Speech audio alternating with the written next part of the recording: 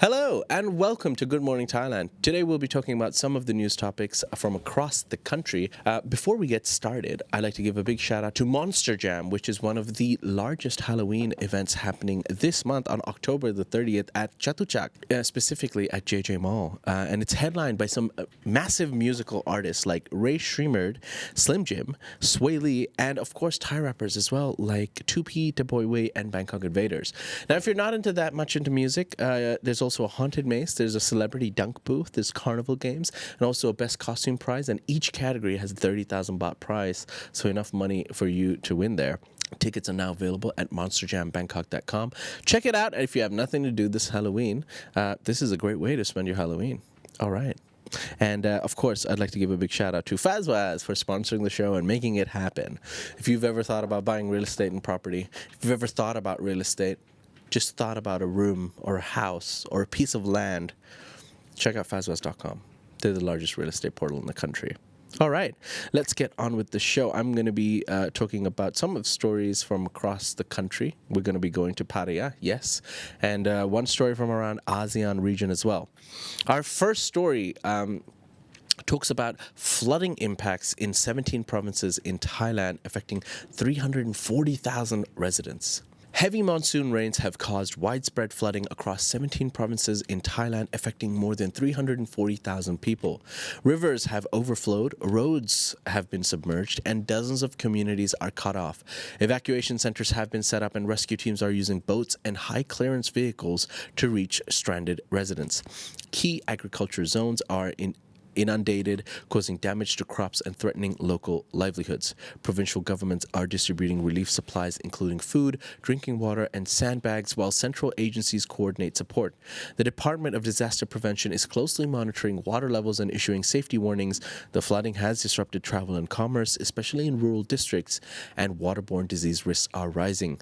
Officials are urging residents in vulnerable areas to stay alert, avoid floodwaters, and heed evacuation orders if issued. Yes, it is. There were quite a few weather warning reports that I reported on last week, and although in Bangkok and other parts of Thailand, you might not even notice that this is going on, but yeah, a lot of the parts in Thailand are submerged, and a lot of people are suffering. So, relief is being sent their way. But if you are watching from that region, stay safe out there, stay dry, and be safe. All right. Our next story takes us to Samui, where some Israeli nationals have been arrested in Koh Samui for counterfeit currency scam. Currency scam is on the rise. Thai police in Koh Samui have arrested 2 Israeli nationals suspected of running a counterfeit currency scam targeting businesses and hotels. The suspects allegedly circulated fake Israeli shekel notes and attempted to exchange them for Thai baht. Local businesses tipped off authorities after discovering suspicious bills, and during their arrest, police seized forged notes, printing materials, and tools for producing counterfeit currency. Investigators are working with foreign missions to verify the origin of the notes and the suspects' backgrounds.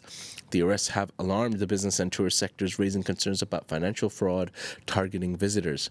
Authorities are warning merchants to verify foreign currency carefully and report any suspicious transactions to the police immediately. Now, this is the second story that I reported in 2 weeks talking about counterfeit bills.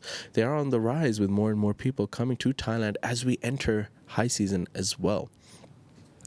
So yeah, if you are a vendor, stay vigilant. For now, we're going to move on to our next story, dipping our toes a little bit into politics. An update on Thaksin Shinawatra, who is in prison, but guess what? May teach English instead of hard labor. A surprising development involving former Prime Minister Thaksin Shinawatra. Authorities are reportedly considering assigning him to teach English to fellow inmates rather than carrying out hard labor duties during his prison term.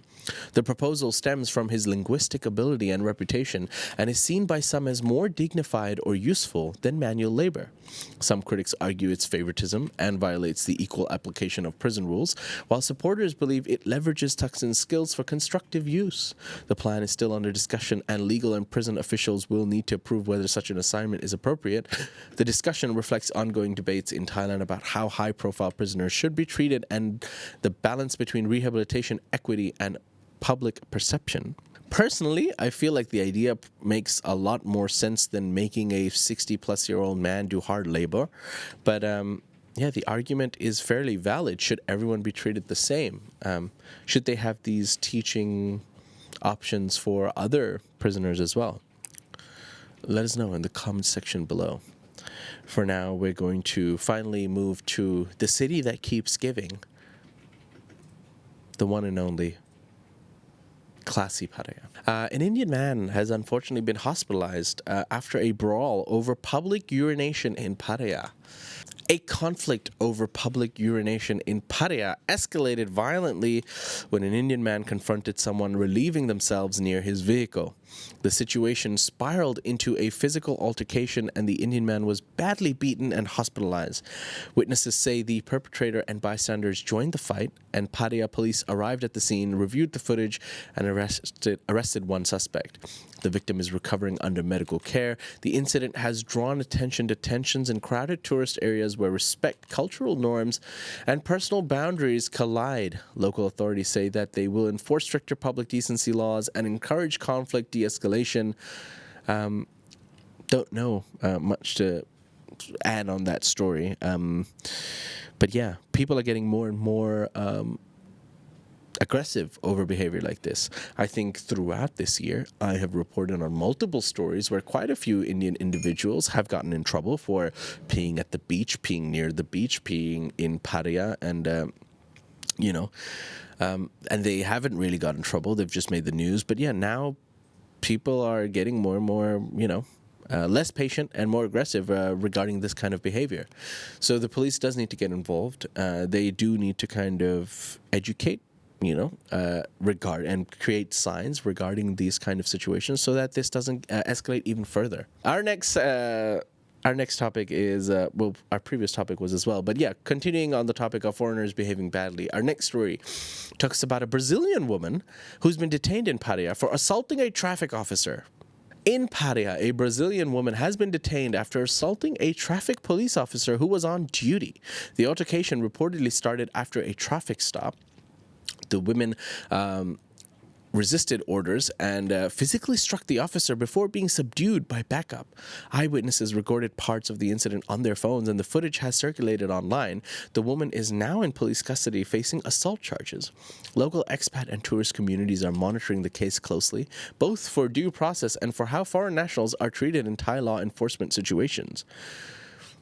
Why not just stop and pay the fine? Definitely assaulting a police officer will definitely have some serious consequences, which I'm guessing she's going to find out the hard way.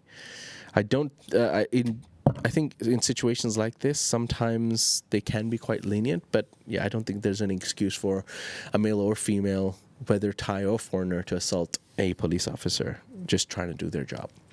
Moving on to some of our last stories for today, let's talk a little bit about Bangkok, the capital, and improvements. The BMA accelerates project to formalize street food vendors.